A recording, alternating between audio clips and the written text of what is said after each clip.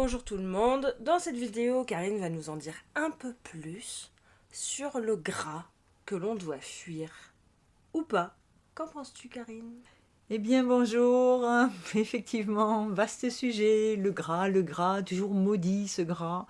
Il y a des personnes qui finissent par ne plus en manger du tout. Et je pense que, et ce que ça a été révélé dans les prises de sang aussi, c'est que pas manger de gras du tout, c'est pas une bonne idée du tout. Notre corps a besoin de gras, c'est très important. Ne serait-ce que pour le conserver souple, ne pas avoir les artères rigides, la peau qui perd son élasticité, le cerveau qui dysfonctionne, toutes ces choses-là. Donc le gras, c'est dans les prises de sang au niveau biologique qu'on va pouvoir voir l'équilibre de ce gras, donc avec des formules, avec le cholestérol. On a un peu diabolisé ce cholestérol, c'est un peu délirant parce que c'est une molécule naturellement fabriquée par notre corps, qui est absolument nécessaire. Pas de cholestérol, pas de neurotransmetteurs cérébraux, pas d'hormones. C'est aussi simple que ça. Donc faire baisser le cholestérol total en dessous de 1,50 g dans votre prise de sang, ce n'est pas bon du tout. Au moins pour la partie qui utilise le plus ce cholestérol pour ses neurotransmetteurs cérébraux, pour le cerveau. Donc du coup, ce cholestérol dans le sang total, il est entre 1,50 g et 2,20 g. On peut dire que c'est tout à fait acceptable. Et il va y avoir des fractions qui sont dites bon cholestérol et mauvais cholestérol. Encore une fois, c'est très séparatiste. Donc on a encore une dichotomie, alors que si ça se trouve dans notre corps, c'est que ça a des raisons de s'y trouver, tout simplement.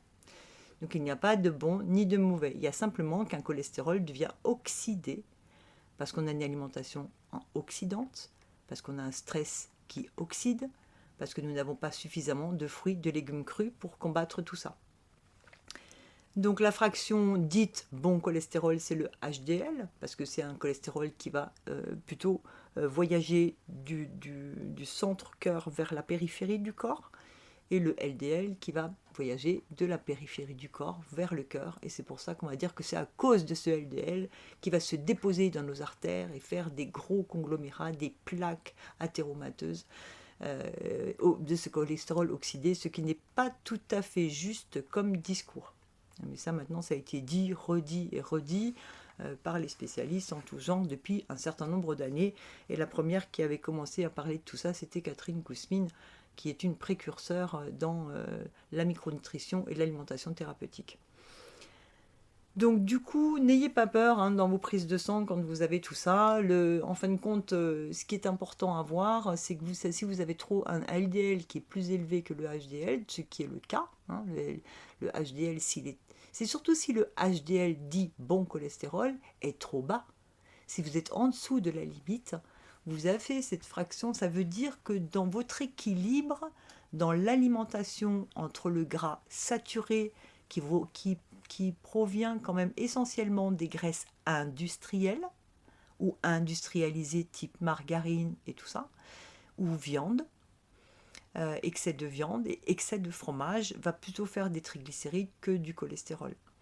Mais voilà, effectivement, ça va vous permettre de voir quelle est votre propre balance. Si vous voulez améliorer la balance et augmenter ce cholestérol HDL, qui est le bon cholestérol, nommé à tort ainsi, mais effectivement, quand il est plus élevé, vous avez moins de risques de faire un problème cardiovasculaire, parce qu'il vous protège. Donc, comment faire pour augmenter cette part de HDL? Donc, c'est consommer du gras, parce que c'est absolument indispensable pour notre corps, pour son fonctionnement, mais pas n'importe lesquels. Vous pourrez manger autant de gras végétal brut que vous voulez, comme l'avocat tous les jours, comme du chocolat noir 70% tous les jours, comme de l'huile d'olive tous les jours. À partir du moment où c'est vierge, pur, brut, vous n'aurez aucun souci. S'il passe par l'industriel, c'est mort. Parce que les huiles, je ne donnerai pas de nom, des huiles qui sont vendues dans des bouteilles en plastique, ce qui est quand même une hérésie, parce que le plastique passe dans le gras. Donc du coup, vous allez avoir des nanoparticules de plastique dans votre huile, c'est un peu dommage. Mais toutes ces huiles qui sont vendues dans des bouteilles transparentes en plastique dans les supermarchés, vous laissez tomber absolument, c'est plus dangereux qu'autre chose. Vous allez avoir des gras plutôt dangereux qui vont se déposer dans votre corps, qui ne seront pas pris en charge et le corps ne pourra pas l'utiliser, il va stocker tous ces gras qui vont se déposer partout. Donc comment faire? Rester naturel, avoir ces gras tous les jours, c'est important. Et donc j'ai donné une espèce de petite ligne de conduite à mes patients en leur expliquant pour quelles raisons c'était mieux pour nous. Dans les gras naturels, qu'est-ce qu'il faut diminuer pour ne pas avoir trop de cholestérol LDL, trop de ce mauvais gras saturé? C'est diminuer les viandes provenant de mammifères, d'animaux à pattes, donc à quatre pattes, donc les ovins, les bovins, pas trop de ces viandes-là. Si vous mangez de la viande une fois par semaine, c'est largement suffisant. Et donc, dans le cas des viandes, apportez principalement ceux qui volent et ceux qui nagent. Donc, ceux qui nagent, ça ne va pas être de la viande, ça va être du poisson. Mais règle générale, les produits animaux, je résume comme cela, ceux qui volent et ceux qui nagent. Pourquoi? Parce que vous allez avoir dans les viandes de volaille, et surtout notamment le canard, vous allez avoir 30% d'oméga 3. Alors les oméga 3, c'est un gras qui est particulièrement intéressant parce qu'il y a énormément, c'est une longue chaîne de gras, mais qui contient énormément de triple liaison, double liaison, triple liaison, et donc à plusieurs endroits. Donc ça veut dire que c'est une molécule qui va pouvoir, par la fracture de ces liaisons, se combiner à autre chose dans notre corps pour interagir avec les molécules de notre corps. Donc, d'où la nécessité d'avoir ces oméga 3. Vous avez aussi les oméga 3, c'est ce qui va rendre le corps le plus souple, les artères les plus souples, le cerveau le plus souple, et donc du coup être le plus utile pour nous. Maintenant, si vous avez un petit peu d'oméga 6, parce que c'est rare une huile vierge biologique qui ne contienne pas un combo avec des oméga 3, des oméga 6 et des oméga 9, mais vous avez quelques huiles comme ça qui vont être particulièrement satisfaisantes au niveau de l'équilibre, c'est l'huile de colza. Je trouve qu'elle est intéressante pour son rapport qualité-prix et pour son rapport équilibre en différentes molécules de gras. Donc pour augmenter la part d'oméga 3, parce que c'est cet oméga 3 qui va vous aider le plus à conserver votre bilan biologique correct et surtout une santé optimale, donc ces oméga 3, donc c'est le colza, parce que c'est le meilleur rapport qualité-prix, mais vous avez l'huile de noix, toujours les garder au réfrigérateur parce que ces huiles, les oméga 3 sont extrêmement sensibles à l'air, la lumière, à la chaleur.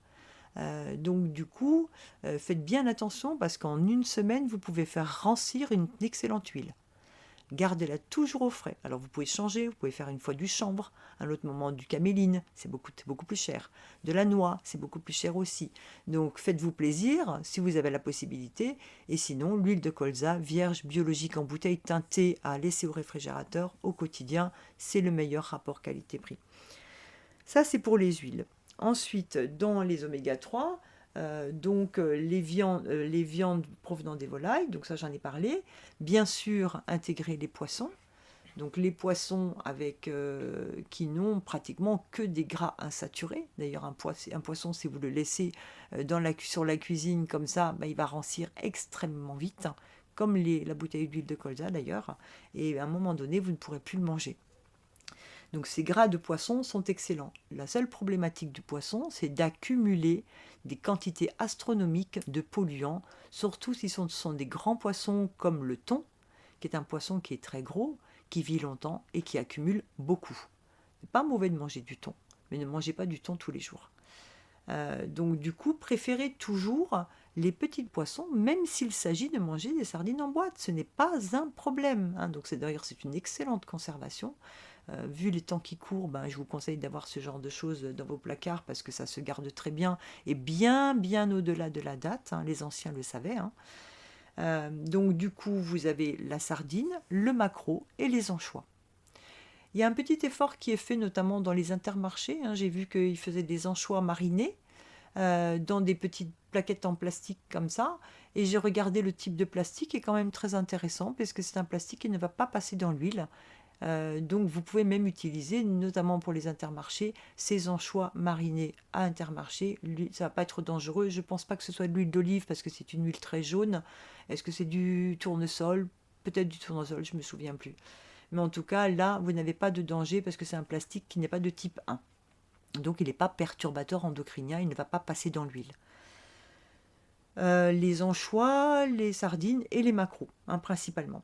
Sinon, vous avez au niveau végétal, vous avez aussi des oméga 3 qui sont en grande quantité dans la mâche. La mâche est très intéressante pour ça. Donc quand vous voyez arriver toutes ces boîtes avec de la mâche bien fraîche, n'hésitez pas à en mettre au milieu d'une salade très variée. Essayez de faire des salades de toutes les couleurs, ça vous apportera tous les antioxydants possibles. Et c'est fabuleux, c'est moins lassant qu'une salade verte, une salade de carottes. Il faut toujours rajouter toutes ces petites couleurs, c'est très intéressant, notamment au niveau de la santé. Donc la mâche, vous avez le pourpier sauvage, celui qui fait des petites fleurs jaunes, pas le pourpier des jardins, on est d'accord, c'est pas ce pourpier-là, mais ce pourpier sauvage, vous pouvez récupérer les petites feuilles, elles sont bourrées d'oméga 3. Donc ça, c'est très intéressant à mettre dans les salades, comme la mâche, au milieu de quelque chose d'autre, de tout ce que vous voulez. Et vous avez aussi les noix. Les noix de Grenoble, c'est quand même un pays, on fabrique quand même des noix de Grenoble, on a beaucoup de plantations de noyers. N'hésitez pas, on a un cardiologue quand même très connu, qui est le docteur de l'Orgéril, qui pour les irréductibles gaulois qui ne veulent pas faire d'efforts, il y a toujours des petites solutions. Manger 3 noix complètes après chaque repas. Et vous aurez une petite quantité d'oméga 3 et ça vous fera toujours du bien. Donc ensuite, est-ce que donc la noix de Grenoble, la noix de Pécan aussi, vous avez au niveau végétal les graines de chia, très intéressantes, et les graines de chia qu'on peut pré-tremper, soit dans du lait, soit dans une crème, soit dans de l'eau, et faire avec de la menthe ou je sais pas quoi, un petit dessert, peu importe, ça devient un petit peu globuleux comme le tapioca. Bon, tout le monde n'aime pas, mais on peut la mettre aussi, cette graine de chia, par exemple la saupoudrer la mettre au moulin à café en poudre et la saupoudrer dans les salades. Voilà, vous avez différentes possibilités pour faire. Sinon, vous avez, voilà, je crois que j'ai dit ce qui était le plus important par rapport au gras. N'oubliez pas d'en manger, c'est très important. Qu'est-ce qu'il y avait aussi au niveau des fromages? Là, on voit bien que c'est le petit péché mignon français, puisque effectivement, on a énormément de personnes, même qui vont manger vegan, bio, enfin toutes ces étiquettes, je n'en ai aucune. Je ne suis favorable à aucune de ces étiquettes. Aucune. Donc toutes ces personnes qui vont manger différemment, quand elles mangent plus de fromage parce qu'elles ne peuvent pas manger de viande, elles ne peuvent pas manger d'animaux, c'est pas mauvais. Je n'ai pas dit que c'était mauvais. C'est la quantité qui va faire une augmentation des triglycérides sanguins. Là, c'est ennuyeux. Parce que vous arrivez avec une augmentation des triglycérides sanguins ou du cholestérol parce que vous allez manger trop de viande ou trop de gras saturé. Quand vous avez trop de gras dans le sang devient épais. Donc il circule moins bien. Et il y a une période en particulier qui va devenir plus dangereuse qu'une autre, c'est la période d'été, parce que si vous oubliez de boire suffisamment, là, les phlébites sont possibles, les maladies pulmonaires sont possibles parce que ça épaissit à la fois le sang, et donc du coup, il n'y a pas assez d'eau dans les sécrétions, et tout est possible. Donc, n'oubliez pas ça, boire c'est important, et avoir des bons oméga 3 c'est important pour que ce soit fluide. Un gras saturé, c'est un gras saturé. Il est lourd et collant. D'accord ? Voilà pour le gras. Alors, est-ce que j'ai tout dit Donc, sinon, j'ai ma petite préparation intéressante dont je parlais donc pour l'hiver, qu'on peut aussi faire des petites préparations thérapeutiques pour ceux qui n'aiment pas manger l'ail, pour ceux qui n'aiment pas les bons gras. Vous pouvez tricher. Les mamans de famille, elles peuvent très bien mettre dans la bouteille de vinaigrette plein de choses absolument fabuleuses sans qu'il n'y ait trop de problèmes pour la tolérance par rapport au plus grand nombre. Donc, moi, je fais une petite vinaigrette de 300 ml dans mon réfrigérateur, que je garde au réfrigérateur, bien sûr.